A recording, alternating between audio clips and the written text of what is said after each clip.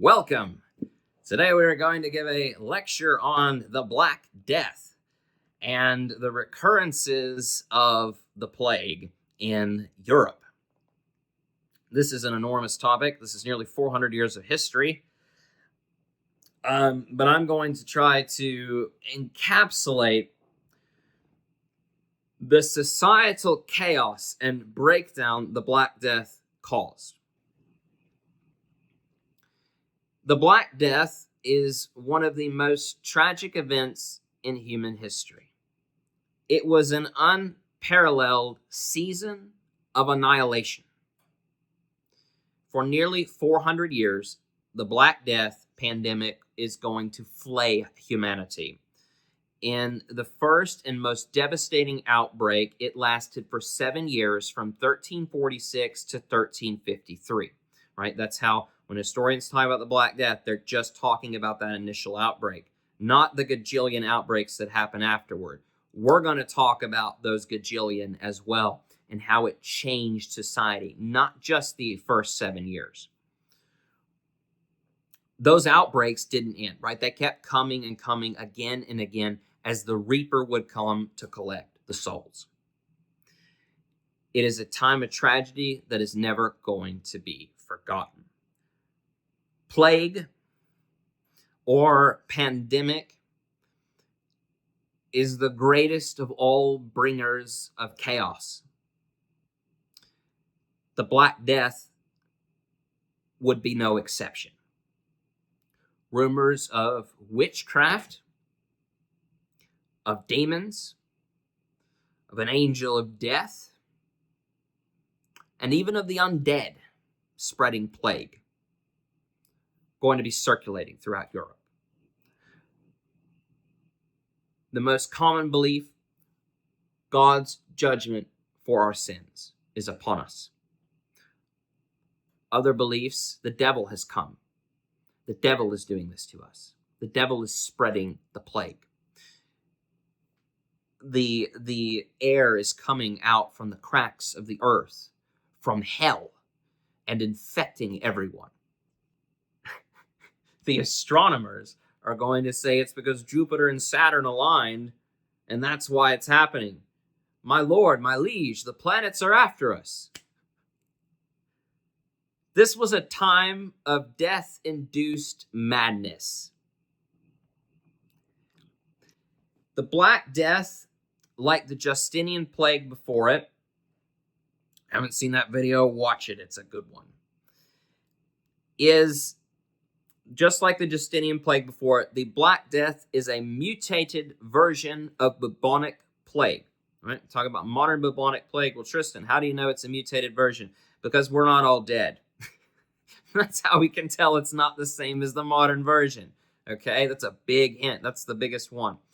The other one is after spending so much time looking through all of these primary sources, it's pretty clear that most of what occurring here is going to be airborne. Yeah, there's probably rats involved. Yeah, there's probably fleas involved. But the biggest problem is probably it's probably going to be airborne. Most of these infections are probably going to be contracted via airborne, called pneumonic plague.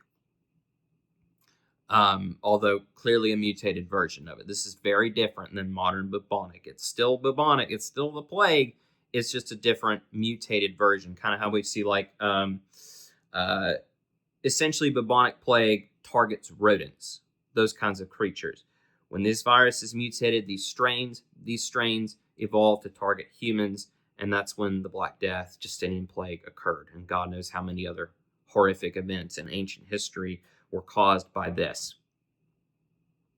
The Black Death in general, right, caused buboes, or great black and ugly welts, lumps beneath the armpits or in the groin. In the neck, it would cause necrosis or the rotting of the flesh, causing it to turn black. Usually in the hands, the extremities of hands, arms, feet, legs, eyes, nose, mouth, and cause profusion of blood from all all the bodily cavities it could come from. So the high fever, as we pointed out in the Justinian plague, when we talked about that one, also caused hallucinations, and that's definitely, hallucinations are definitely a part of this. They're definitely occurring here. The Black Death, I know you can't really see the map fully behind me, but the Black Death is going to take out everything except for North America and South America, right? It's going to kill half the population of Asia, the Middle East, of Africa, and of Europe. Now, the origin of this horror is in Asia, likely China, and it made it spread across the Silk Road into the Middle East. In Europe, it was spread by the attacking Golden Horde. It begins in the Black Sea, in the Genoese port city of Kaffa in the Crimea, the Crimean Peninsula. Mongols attacked and besieged the city, and in their wickedness began catapulting plague-ridden bodies from their own army into the city itself, over the walls of the city, and outbreak ensues. The Genoese flee for their lives back to mainland Italy and bring the plague with them. That's how it probably all begins. This is an act of most cruel biological terrorism. Some people say, oh, the Mongols, they would never. Okay. They did. This is normal. This is normal behavior in pre-modern warfare. Unfortunately, the Europeans did it. The Mongols, people did these things. Unfortunately, the tragedy that is going to befall, not even just Europe, the entire world, is one of unspeakable magnitude.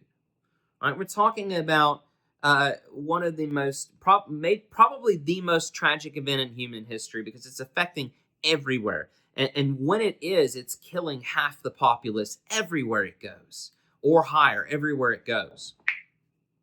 But to take a little snippet, just to get a little snippet into what this was like to experience, we're going to look at what was written by Agnolo di Tura. He was an Italian shoemaker and tax collector who's going to recount what happened in Siena. He says, it was a cruel and horrible thing, and I do not know where to begin to tell of the cruelty and the pitiless ways. It seemed to almost everyone that one became stupefied by seeing the pain, and it is impossible for the human tongue to recount the awful thing. Indeed, one who did not see such horribleness can be called blessed. And the victims died almost immediately. They would swell beneath their armpits and their groins and fall over dead while talking. Father abandoned child, wife, husband, one brother, another. For this illness seemed to strike through breath and sight. And so they died.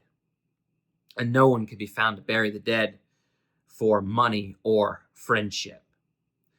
Members of a household brought their dead to a ditch as best they could without priest, nor did the death bell sound.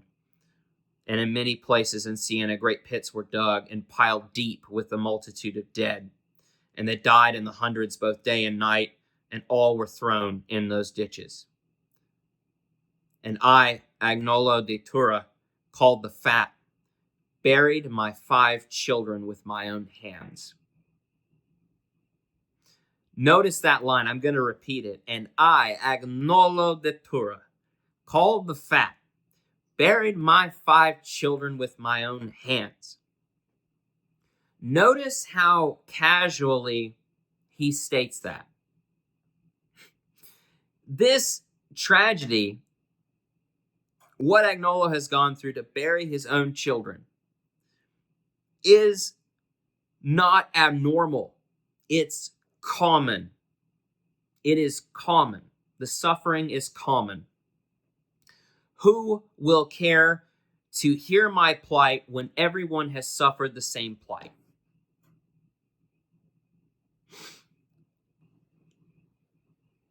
He continues here, and we're going to see a little bit what I'm talking about here.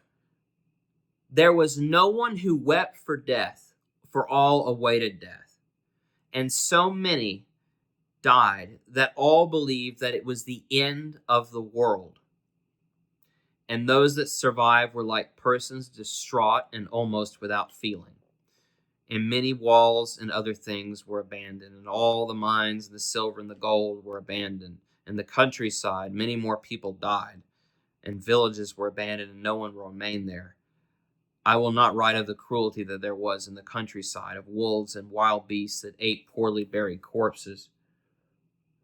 The city of Santa seemed almost uninhabited, for almost no one was found alive in the city.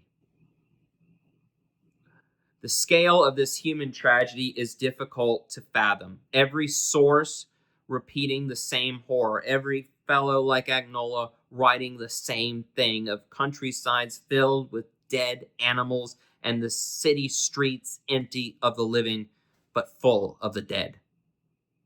Each account is stating 30 to 80% of the population is dead, that there is no hope, and that all is lost. It is important to note here, I think,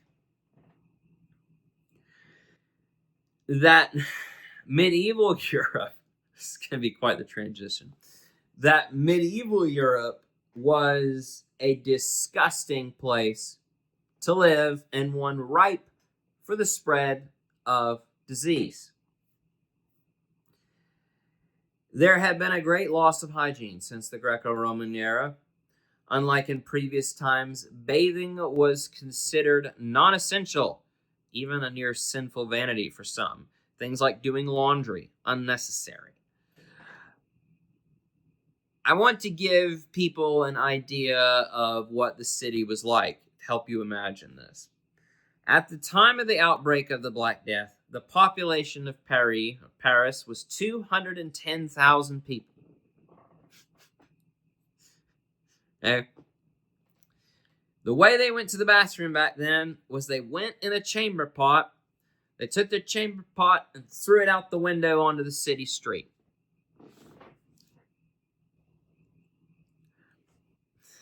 Do you have any idea how much sewage 210,000 people produce? So I've done the math. I've researched this. I've done the math, so you don't have to. The average human bowel movement is half a pound. Let's say they're regular. In this case, we hope they're not, but let's say they're regular. 210,000 people, half a pound. 126,000 pounds of poop was poured onto the city streets in Paris every single day. What happened to all that poop? Well, it would rain, and then it would turn into this weird, horrible bile, and it would wash down, and where would it go? I don't know. It would go into the lower parts of the city, where all the poor people lived. And when it spread amongst the poor, blah, blah, blah, but it wouldn't just stop at where the poor people lived. Of course not. It would slowly sludge and slime its way into the rivers, which unfortunately happened to be everyone's drinking water and everyone's bathing water. Got it. Some of you are reconsidering, I think I might want to time travel to... No, don't. Another problem was butchers, right? So they're going around, they're hacking their animals in the city, etc., etc. Well, what are they doing with it? They're doing nothing with it. They're throwing the animal carcasses out onto the streets. They're throwing, the blood is dripping onto the streets, falling onto the streets of these slaughtered animals, and it's going to mix with the sludge. And anyway, people are wondering, what is with all these outbreaks of malaria? And all these other diseases before the pre-modern era. Well, this is a big part of it, okay? I'm not saying that this is the factor that contributed to the Black Death, but it's certainly not helping. It's certainly not helping. That stuff isn't going to just go away. When the infected, when the sick go onto the bathroom, and then that bacteria is in the stuff, and then it gets thrown onto the street, and then the rain comes into the sludge, and it's just kind of everywhere all over the street, and then you've got Black Death on your shoes as you're walking up down the street. You got little bacteria, Black Death bacteria, everybody walks up and down that street. Yeah, it's not good. It's real bad. It's real bad. Now, eventually, they're going to start to realize, maybe we shouldn't be so unhygienic or unsanitary. And they're going to slowly get their act together and make sewage systems and try to be modern people. But this is going to take a very, very long time. A very long time. But they're going to start to work on it because of this. The efforts to stop the plague are insufficient, as you might have realized, due to the number of dead. Okay? They believed in that old ancient Greek theory, the miasma theory of infected air, which essentially equated a bad smell to a disease. It's not quite correct, but we're almost there, but not quite. All right, so a rotting corpse or a bad smell or a person with the Black Death who was, right, necrosis, they're rotting, they stink. That smell is the disease itself, right? So therefore, I need to cover my mouth, my nose, get out of there. I can't breathe in this bad air. Okay, good. That's going to help a little bit. That idea is going to help a little bit. But that's why you see the plague doctors, we'll pop up images here. It's essentially like the medieval hazmat suit, right? And so in the beak is going to be all these little herbs and fragrances and flowers and all sorts of things stuffed into that beak. And so the mask is believed that what they believe is that bad smell coming in. Oh, it can't get through because the good smell's here to block it. That's what they thought. All right. So it's unfortunate, but anyway, it helped them some. It helped the plague doctors had a little bit of protection, but not enough. The other idea was the balancing of the four humors. The humors is an old, again, ancient practice of you got four humors, one that produces mucus, another vomit, another poo, another urine, right? And when one of them's out of alignment, your humors are out of alignment. How can you tell? Because you're throwing up. Your humors are out of alignment. All right, but this was what we had medically at the time. But it was even worse than where it was in ancient Greece. It was even worse than it was in ancient Rome, and you're about to see why. The main thing they would do was like lancing the bubo, right? Bloodletting, right? That's not too out of the ordinary, right? This was bad. It would turn it into septicemic plague. A really bad idea. But that's not too crazy. It's not too crazy. After the bubo had been lanced, though, a curative tonic would then be placed upon the wound. Can anybody guess what that curative tonic was made of? Well, it was lovely. It comprised of lily, carrots, celery, and human feces.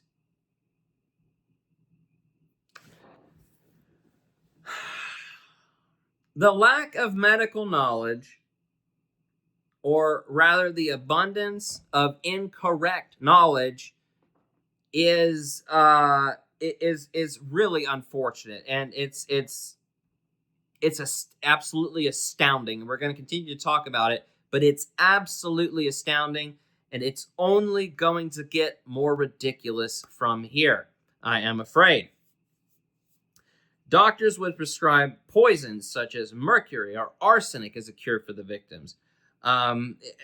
One cure involved eating emeralds or other green gemstones. Other believed that the poop of a falcon would cure the plague. The poop of a falcon.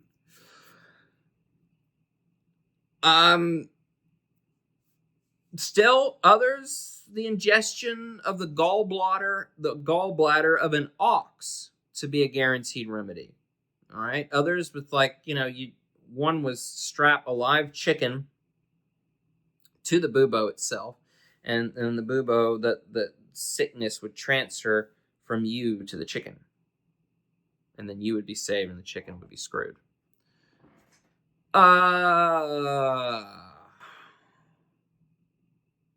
Yeah.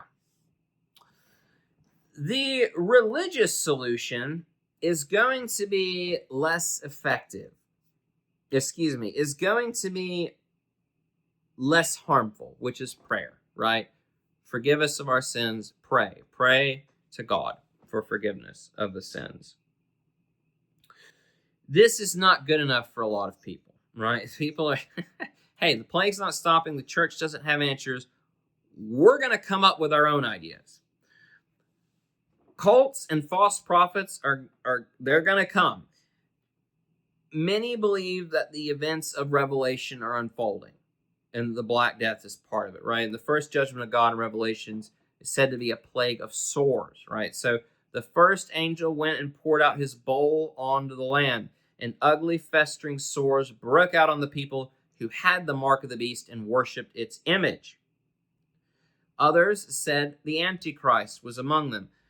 A letter from William Blofeld, a Dominican friar in Norwich, is going to kind of encapsulate this a little bit in his letter. There are various prophets in the region around Rome whose identities is still a secret, who have been making up stories like this for years. They say that this very year, 1349, the Antichrist is age 10 and is a most beautiful child, so well educated in all branches of knowledge that no one living now can equal him.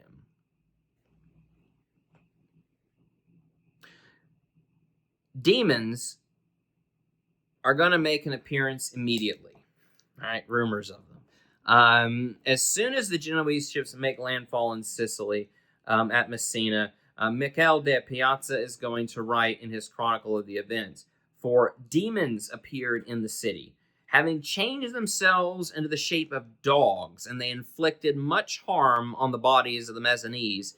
Struck numb with terror, no one dared to leave their homes." All right, so he's talking about a rampage of these dogs, and one is holding a sword in its paw and running around knocking stuff over in the church, right? And then later on in the episode, St. Agatha and Mother Mary are going to appear, do a miracle, try to stay the plague. Some reason it doesn't work, and everybody's screwed, and then the plague spreads everywhere, according to Piazza. So as this death keeps happening, Christians are going to keep seeking out alternative explanations.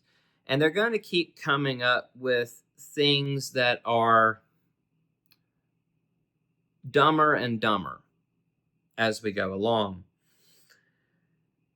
The big one is going to be the flagellants. All right. They're a cult. Or they're also known as the Brotherhood of the Cross, but they're a cult that believed that the atonement of sin was best achieved by self-mutilation.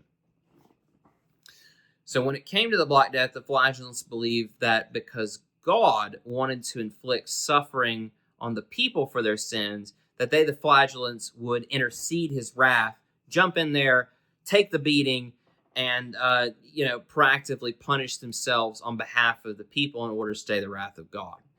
So not only had the flagellants been preaching anti-Catholic messages amongst the populace, but they would proceed in wild processions, beating themselves mercilessly in spectacular form.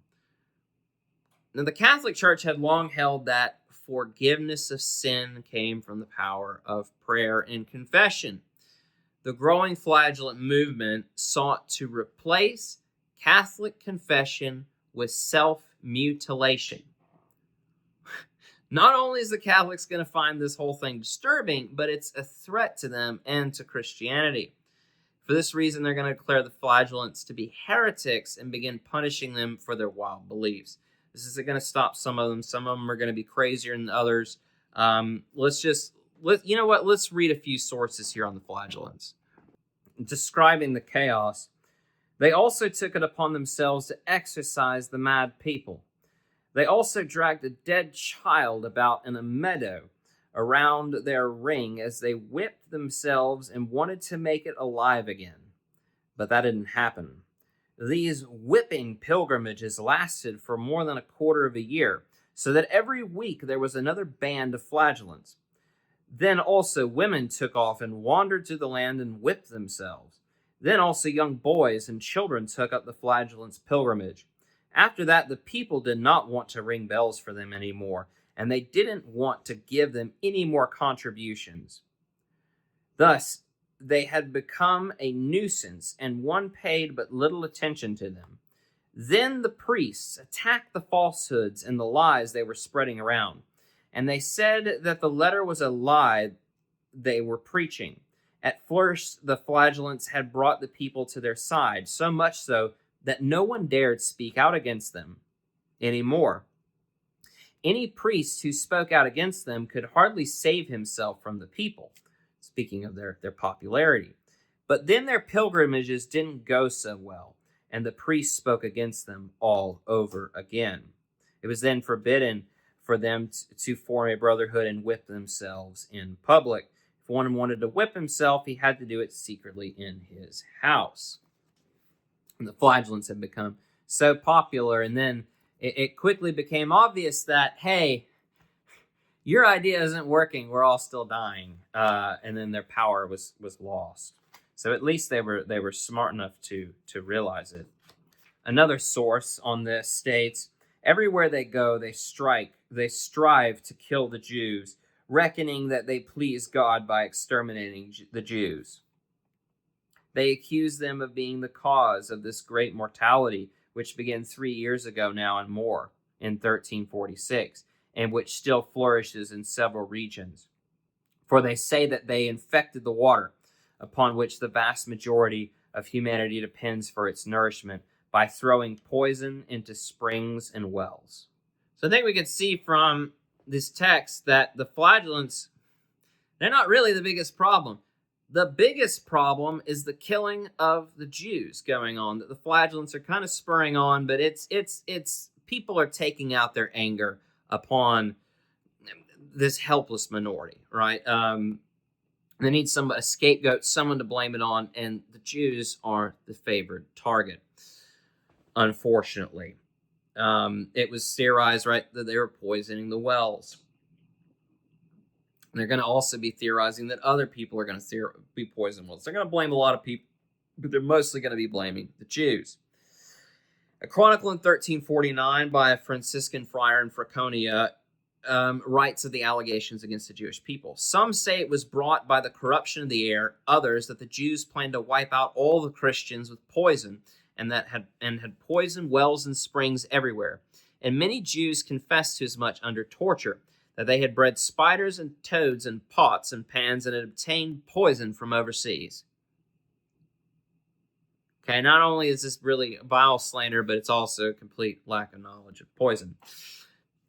The belief in this disinformation and this nonsense, this hateful stuff, was so serious, and this whole horror began in Germany, that the Germans are going to block up all the wells and the springs so that no one can drink the water from them or use it for cooking. The only water they could get was from collecting rainwater out of fears of Jewish poisoning. These lies would cause a rampant genocide known as pogroms that would engulf Germany and spread into France and Austria as well. Within 1 year, as I said, all the Jews between Cologne and Austria were burnt, and in Austria they await the same fate, for they are accursed of God. The Jews were most often burned, either alive at the stake or by having their houses lit aflame after being walled in. On this overwhelming litany of evidence, I would base the number of Jewish deaths to be in the tens of thousands, at least. The church was not in favor of this, unsurprisingly. Pope Clement commanded, "We order you, by apostolic writing, not to dare capture, strike, or kill any Jews." He's going to say this on multiple occasions. Everybody says, stop it, stop it, stop it. They're not going to listen to the church, unfortunately. And these programs are going to continue unabated. Economically, and this is the legacy, one of the bigger legacies of this initial outbreak of the Black Death, is that it's going to really change the society, right? Medieval Europe was an ancient economy greatly based on agriculture, so much so that 90% of the people were agricultural workers or peasants, right?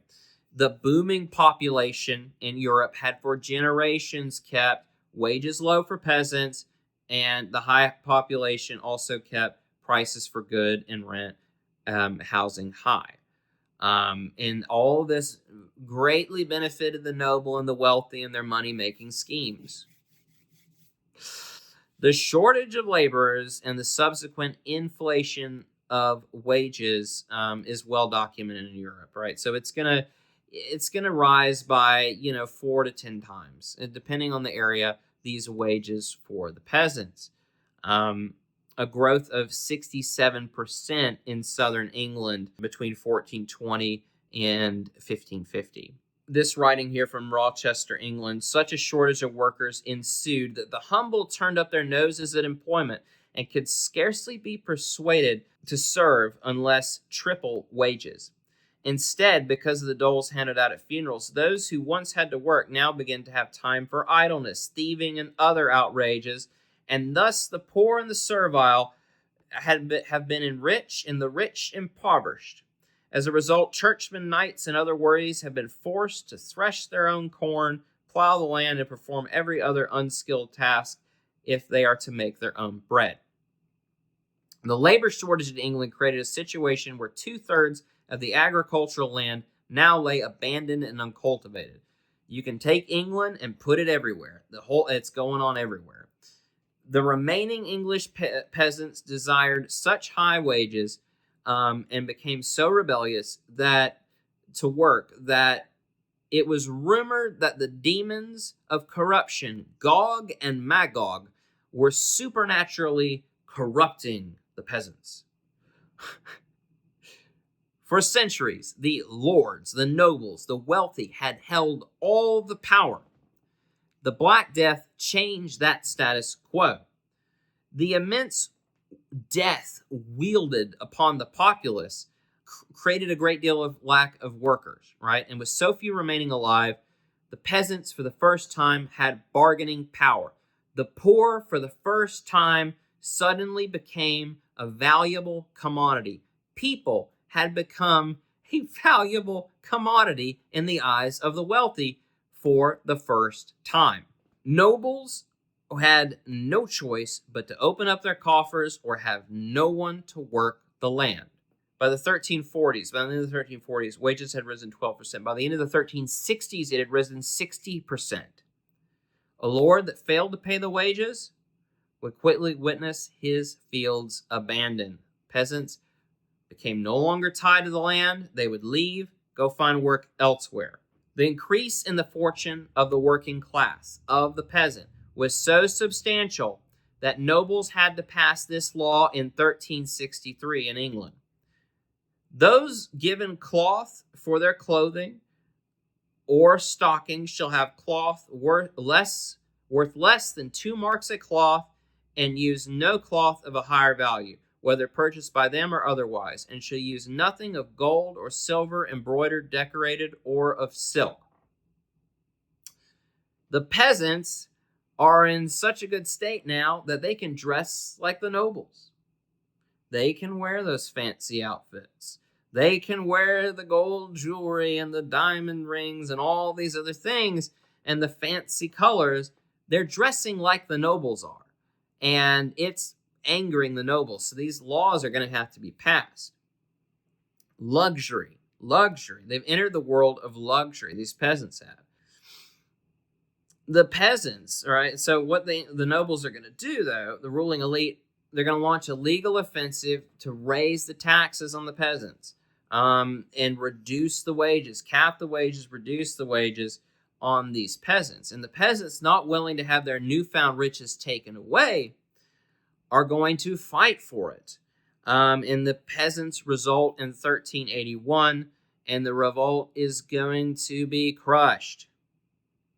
But they are going to make some gains, and it's the beginning of it's the very, very beginnings of what we can think of as workers' rights are going to come from this. Now, is this a good thing? No. No. Like, in terms of would these peasants have seen this as a good thing at this time? No, because everyone is dying. It's a terrible time to be alive. The higher wages are a consolation prize, but they're living in a permanent state of fear.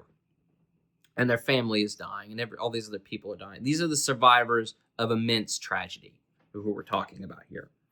So we know about agriculture, right, and the effects on it, and it gave the peasants some abilities and some rights, and etc., to make their lives a little bit better. What about everything else that's going on? Well, we looked at the Greenland ice core study, which we used to measure like how impactful was the Antonine Plague, or the Cyprian Plague, or the Justinian Plague. We'll look at it now with the Black Death. The Greenland ice core study, essentially they've been able to measure, okay, how much lead pollution is in the ice, and therefore how much mining was going on in Europe at the time. And when we look at this, we see that in the year 1352, the lead pollution, would drop to the lowest point in human history, right? An 86.6% drop from 1340 to 1371 over this 31-year period. To say this is economically catastrophic is an understatement. Okay? Mining is not going to recover to pre-Black Death levels until the year 1500, 164 years later. When we look at the recurrences of the Black Death that can be measured on the geological scale, there are going to be some further instances. One of the most devastating recurrences of the Black Death would take place from the years 1360 to 1363, which would see, right, the lead emissions to the second lowest ever amount in human history, another 83% drop. This is not the only thing that's going to be measurable on the geological scale. And another major occurrence in 1438, 1456, and 1464 would see lead emissions drop by another 98%. So the economy is destroyed of Europe, is completely going to be decimated again and again and again. This first outbreak had been the most devastating time of death in world history in terms of the percentage of population killed. However, the horror is not done. For nearly 400 years, the Black Death or plague would continue to erupt to terrifying effect. We have mourned the year 1348 of this age, but now we realize it was only the beginning of the mourning, and this strange force of evil, unheard of through the ages, has not ceased since. After further ravaging of pandemic of the continent of Europe, the Black Death would begin to take on a form of incredibly deadly but localized outbreaks. According to a study of source material by J.N. Bierman, there is written evidence of at least 5,659 outbreaks of the Black Death/plague in Western Europe from the years 1500 to 1749. Some of these localized eruptions are going to prove just as fatal as the original 1336 outbreak. Venice would lose half of its population in 1553 and another third in 1567 outbreak. Milan would suffer the same fate in 1629.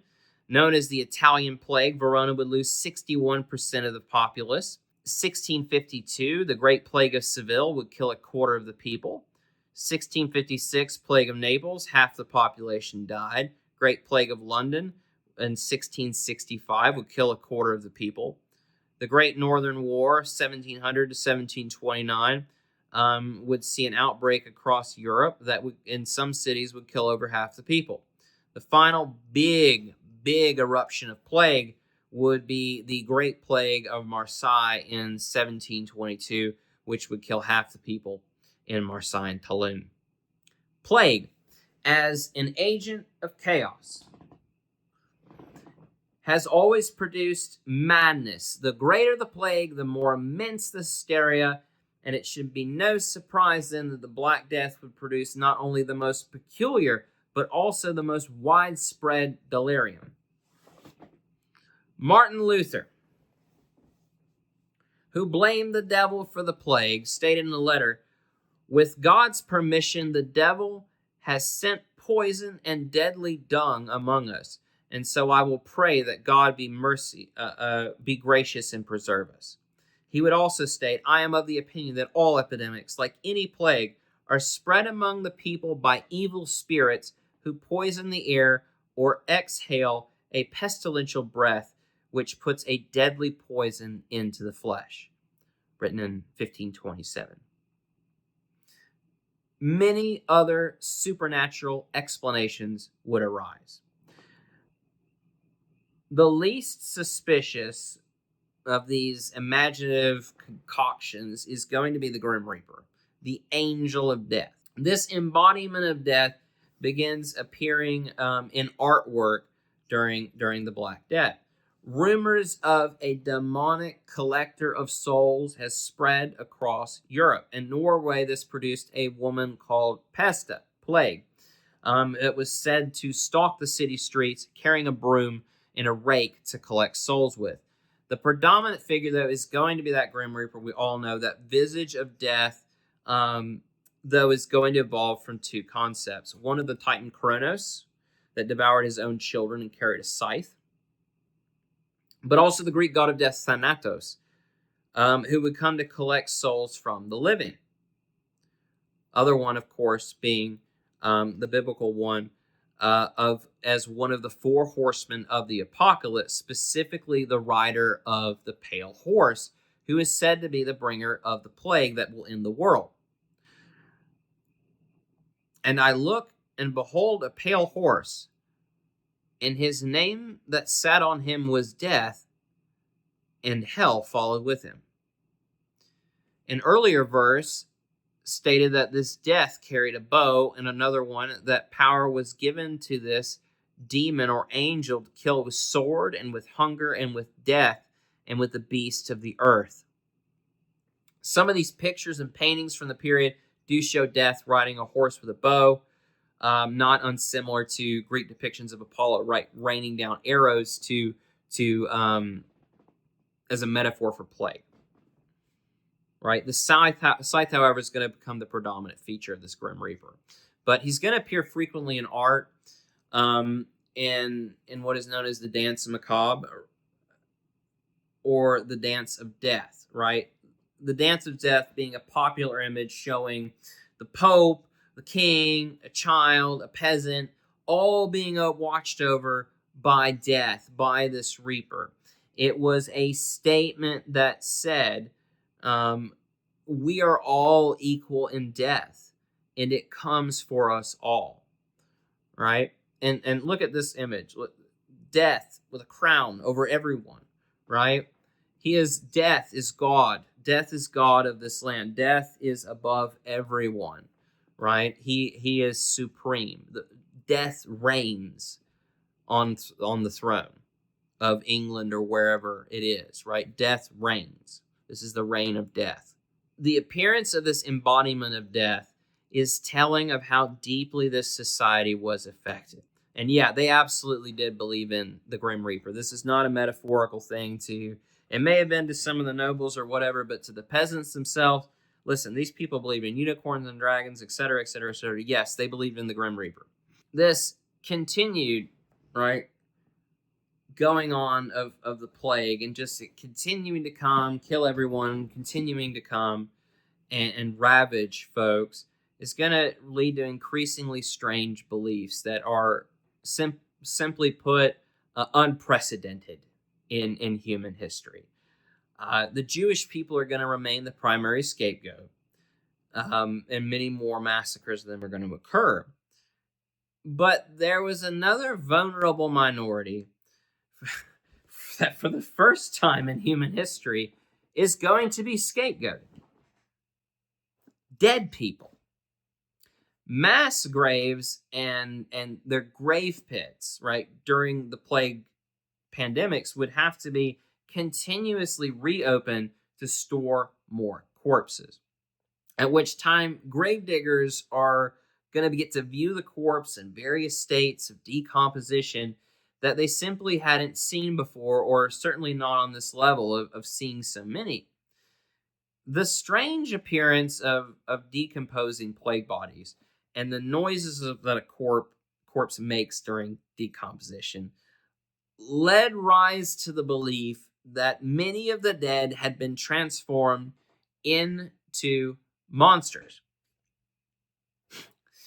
A corpse, right, it bloats after death. And when gravediggers would see this and that the corpse was getting fatter, they assumed it must be feeding on something, as in human souls, right?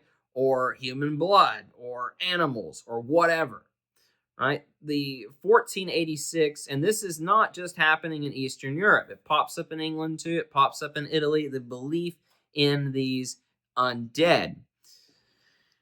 In 1486, Malleus Maleficarum, the Hammer of the Witches, describes this right, as happening. A town was once rendered almost destitute by the death of its citizens, and there was a rumor that a certain buried woman was gradually eating the shroud in which she had been buried, and that the plague could not cease until she had eaten the whole shroud and absorbed it into her stomach. A council was held, and the podesta with the governor of the city dug up the grave and found half the shroud absorbed through the mouth and throat into the stomach and consumed. In horror at this sight, the podesta drew his sword, cut off her head, and threw it out of the grave. And at once the plague ceased. Now the sins of that old woman were, by divine permission, visited upon the innocent on account of the assimilation of what had happened before. For when an inquisition was held, it was found that during a long time of her life, she had been a sorceress and enchantress. This strange belief that the dead were in fact still alive as monsters, or their corpses had been possessed by demons, and that they're now spreading the plague, would cause the very first undead crisis and lead to the mutilation of many corpses, known as shroud eaters, as the devouring dead, as strigoi, as vampires, as whatever name, as revenants, as whatever, right? They believed to have become a monster. They would be beheaded or burned, or have a stone or a sickle or a coin stuffed in its mouth, or even have a stake stabbed through its chest, right? And regrettably, when you thrust a stake through the chest cavity, it's going to cause an expulsion of air through the lung and out the mouth, through the vocal cords, causing some sort of a sound to emit when it happens. So it sounds like the corpse is making a noise when you stabbed it. It's like, oh, it verifies that it was still alive for the people doing it. Again, this is the level to which the society has degraded to. But they're not the only ones getting blamed for plague, right? Talking about the Jews, we talked about the dead. It's also, this Hammer of the Witches book is going to kick off the first of the great witch hunts. Witchcraft was suspected of festering plague via magic, and communion with the devil, and the devil giving them poisons to poison water supplies. Magic users, incredible rarity in the time period. Practitioners of the dark arts, even more so. So it's mostly going to be Christians who are going to take this for them. Lepers, even poor people, the nobles, monks, anybody, everybody they can blame, they're going to blame. Martin Luther wrote, though, something that was occurring during the time, and that was the poison conspiracy, or this idea that people go around poisoning others. They are most wicked people who secretly have the plague mix with others, and they believe that if they can infect other people, they would rid themselves of the infection. In this belief, they enter the houses so that they may pass on the plague to others or to their children and servants, and thus save themselves. I truly believe that it is the devil who does this and helps to set the wheel in motion that this should be done. Okay? With all the mention of various people, there's so many sources on this, of people spreading plague or intentionally spreading it. It would honestly, with everything we've seen here today, and we're going to continue to see, it would not surprise me if there were some people who were intentionally passing on plague because they thought they would cure themselves in the process by passing on. It would not surprise me in the slightest. It's one of the least. It's one of the more sane ideas, and we're going to get into more of the insane ones. But it's going to keep coming. There was a unicorn horn scam. All right, it was said that the horns of the unicorn would cure the plague. To capitalize on this, charlatans would procure narwhal tusks and then sell them off as a unicorn horn. Others would simply grind it into a white substance or take any kind of white substance, grind it up, and sell it as unicorn horn powder. And mania is going to ensue for those that are really desperate. So nobles and royals are going to buy this up. Queen Elizabeth I is even going to fall for the scam. And she's going to purchase a genuine unicorn horn for £10,000. And she's going to drink from it, from that cup of chalice to prevent ill health. But unicorn horns, that's just quackery, right? That's just scammers. What are the actual doctors doing this time? Have they learned anything from these centuries? Have they learned anything over the centuries on how to treat the Black Death? No, it's gotten worse. It's gotten so much worse. That's the answer. The actual prescribed medical cures for plague during this time are going to be shocking. The popular corpse medicine of the time is also going to become a treatment for the plague. Eating and the topical applications of pieces of mummies, Egyptian mummies shipped over from Egypt to England, are going to be recommended as treatment for the plague. Eat a mummy, be free of plague. Others are going to pursue more local corpses for the procurement of body parts. The well-respected Dr. Edward Bolnest recommended the eating of bones from a man that has not been buried for longer than a year. Other doctors, such as Dr. George Thompson, recommended human blood, urine, and bone marrow as a cure, specifically stating that anyone suffering from plague should drink their own urine. This is the advice given out by doctors during the 1665 Great Plague of London. George Thomas is going to say the saline spirit of blood, bones, and urine well rectified are of admirable use against the plague. Bolnest prescribed essence of mummy and of blood to his patients.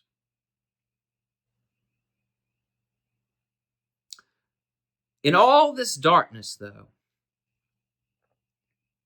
there is a light. There is a hope. Someone is getting a clue. It's a Jesuit priest named Athanasius Kircher, who in 1667 is going to look into a microscope and discover germs.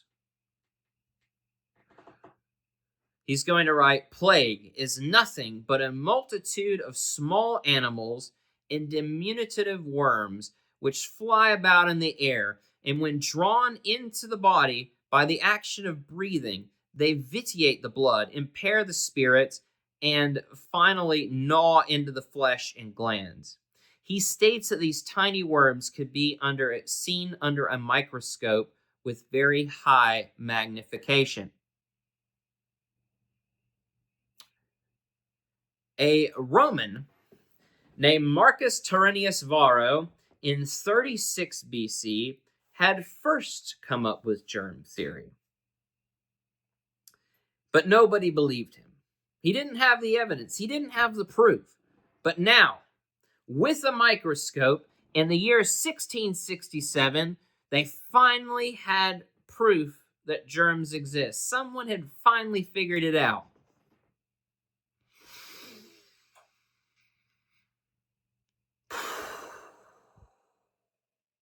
But just like in 36 BC, no one believed them. No one believed them. They all made fun of them, told they were ridiculous. Can you imagine if we had been able to kick off modern medicine in 1667 by discovering germs then? If people had believed it? Can you imagine where we'd be today? Can you imagine where we'd be today if we had figured out germ theory when the Roman fellow Marcus said it in 36 BC. Can you imagine where we'd be today? It's not just if you figure out something, it's if you can get other people to believe it. That's the real key. So because no one believed the Jesuit priest in 1667, we're going to have to wait another 200 years into the 1860s for someone to discover germs again for the umpteenth time, and they're finally going to get somebody to believe them. 200 more years of death and delaying the coming of modern science. 200 more years, we're going to have to wait for that. So alas, we are not so wise, so it is with no cure that prevention and containment become the only method to mitigate plague. Italy is going to spearhead this during the Black Death to implement quarantine measures. Original orders, 30 days quarantine, later grew to 40 days. The period of isolation in Italy, known as quaranta, is eventually going to become a widespread practice they're going to end up using everywhere. The sick would be ordered, rounded up, and taken to special buildings where they'd be quarantined. However, many of the sick would often choose to escape the facility. In the end, the Italian quarantine measures didn't work because too many people didn't want to participate in them. And so plague would erupt and everybody ended up dying anyway. And during those times, believe it or not, the measures that the plague czars would put on a place when a plague erupted would be so severe that oftentimes officials and other folks would try to cover up that a plague was happening in a town or city. They would try to hide it because they didn't want to get locked down like this and have their businesses affected and all sorts of other things. An unfortunate occurrence throughout these plague outbreaks was what the Italians call the manotti, right? The manotti are essentially grave diggers. Everywhere during this time, there are reports heard of grave diggers forming criminal enterprises and robbing the houses of the sick and deceased, often dragging out the sick and treating them as if they were already dead and tossing them into the plague pits. French surgeon Ambrose Paré describes incidents in Paris. They penetrate into houses, rob and plunder to their heart's content, and frequently cut the throats of the sick. Right? And also do another thing to where they would steal, right? So they'd steal. Somebody died of plague. Oh, the house is empty. Get it all. Get all them goodies. And that's how they'd operate. Wealthy people, when a plague would first outbreak, they would flee the city. Those houses would be abandoned. People head on in, start looting the place. The vast majority of the recurrences of the Black Death over the ensuing centuries were localized, meaning they weren't epidemics, meaning they were epidemics rather than pandemics. This is an important distinction to make because an epidemic allows the affected city to rely on its neighbors, right? Epidemic means it's localized rather than everywhere, right? So the affected city can rely on its neighbors for trade to bring in assistance, help, and that allows the local economy to remain somewhat stable, right? And prices not to rise. Pandemics, rather, everybody's affected. Everybody's got a problem. The Black Death, this legacy here, is that it's undeniably going to contribute to the fall of civilizations. The Mediterranean, where the most trade and therefore the most transmission occurred, would prove to be broken by the plague. The Byzantines would suffer 61 major outbreaks of the Black Death from 1336 to 1450, ravaging the population and the armed forces to the point where the Ottoman Turks were easily able to capture Constantinople in 1453, officially ending the Eastern Roman Empire that had stood on its own for 1,100 years. Black Death played a major part in the downfall of the Eastern Roman Empire. The Italian superpowers of the era, those city-states, would also unquestionably be aided in their demise by plague. Siena was once a thriving city-state, would simply never recover from that initial 1336 outbreak. Florence, Venice, Genoa, Naples, Milan, and Rome would initially recover, but the further onslaught of the plague would eventually they would eventually succumb to, and they would lose their powers as first-rate nations by the beginning of the 15th century. And Western Europe would pick up that mantle. While the Black Death was indeed bubonic plague, it was a super strain that was far more virulent than modern plague. Scientists did indeed discover 2 unknown strains of bubonic plague during their analysis of mass graves from the period. The genomes of these strains very different than what exists today. Simply put, because there was no cure, the Black Death, the plague, simply ravaged the world to the point that after almost 400 years, humanity had finally built the immunity necessary for the Black Death to no longer have enough hosts to infect, and it starved and it died off. And what we are left with today is regular bubonic plague that primarily affects rodents. So how did we defeat the Black Death and the plague? The answer was the hard way. By creating that immunity, by getting infected. Genetic research conducted by the University of Chicago of the corpses of Londoners found a gene mutation, or rather an evolution known as ERAP2, that gave Londoners a 40% higher chance of surviving plague. No doubt the immunity that is building everywhere for the survivors. So humanity with the Black Death eventually is going to overcome and defeat it's the worst enemy it ever faced. Folks, that's the end. That's the Black Death. All right? That's our lecture on the Black Death. Whew. That was a lot to talk about. I hope you enjoyed it.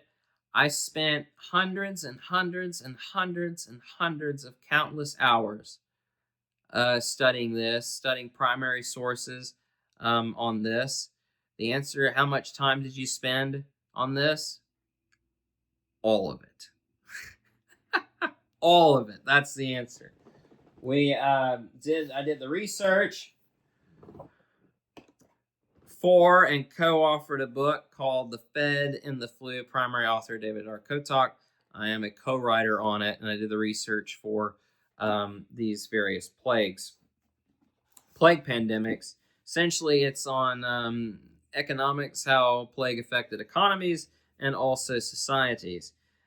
We start off with the first plague that occurred, known plague that occurred in the city of Mari around 1800 BC, all the way into the modern era.